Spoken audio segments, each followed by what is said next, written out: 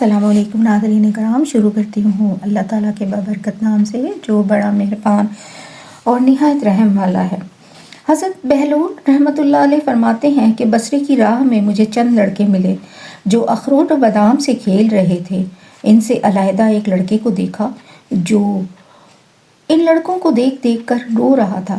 میں نے اپنے دل میں کہا شاید یہ لڑکا اس لیے رو رہا ہے کہ اس کے پاس اخروٹ و بادام نہیں۔ میں نے کہا میاں لڑکے کیوں رو رہے ہو؟ میں تمہیں اخروٹ و بادام لے دوں گا، تم ان سے کھیلنا۔ اس لڑکے نے میری طرف سر اٹھا کر دیکھا اور اے کم عقل، ہم کھیل کود کے لیے پیدا نہیں ہوئے۔ میں نے کہا اے صاحبزادے پھر کس لیے پیدا ہوئے ہیں؟ کہا علم حاصل کرنے اور خدا کی عبادت کے لیے۔ میں نے کہا یہ کہاں سے تمہیں معلوم ہوا؟ خدا تمہیں عمر میں برکت دے۔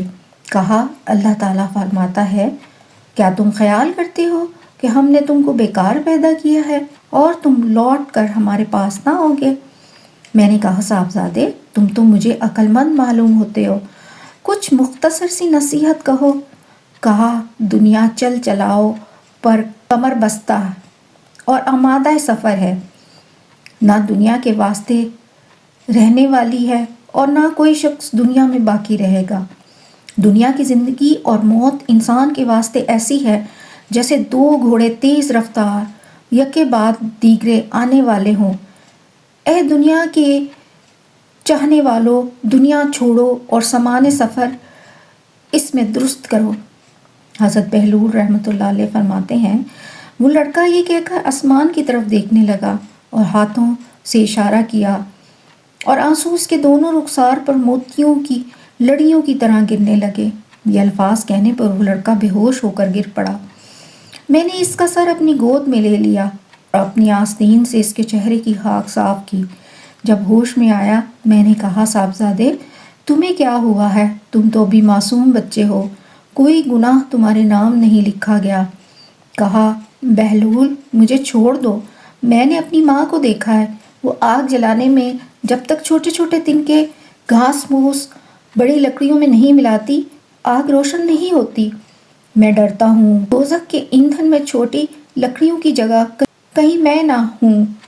پھر میں نے کہا صاحبزادے تم بڑے عقل مند اور ہوشیار ہو، مجھ کو مختصر سی کچھ اور نصیحت کہو۔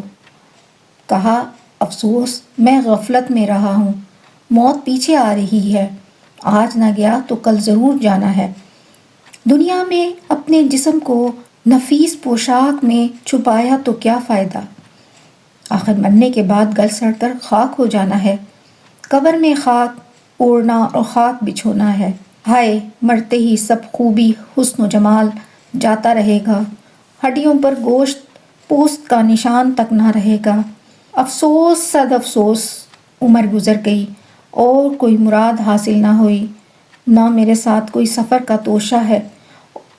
میں اپنے مالک کے روبرو اس حال میں کھڑا ہوں گا کہ گناہوں کا بار سر پر ہوگا۔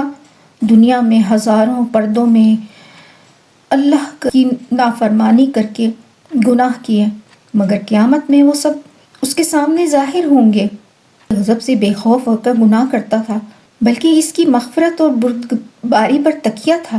وہ ارحم الراحمین ہے، چاہے عذاب دے چاہے محض اپنے کرم سے درگزر فرمائے۔ حضرت بہلول رحمۃ اللہ علیہ فرماتے ہیں جب وہ لڑکا واز کر کے خاموش ہوا میں بے ہوش ہو کر گر پڑا اور وہ لڑکا چل دیا۔ جب مجھے ہوش آیا تو ان لڑکوں میں تلاش کیا مگر کہیں نہ پایا۔ لڑکوں سے جب اس لڑکے کا حال دریافت کیا تو بولے تم نہیں پہچانتے؟ میں نے کہا نہیں۔ کہا یہ لڑکا حضرت سیدنا حسین ابن علی ابن ابی طالب رضی اللہ تعالیٰ عنہ کی اولاد سے ہے۔ میں نے کہا مجھے احساس تھا کہ یہ کسی ایسے ہی بڑے عظیم الشان درخت کا پھل ہوگا۔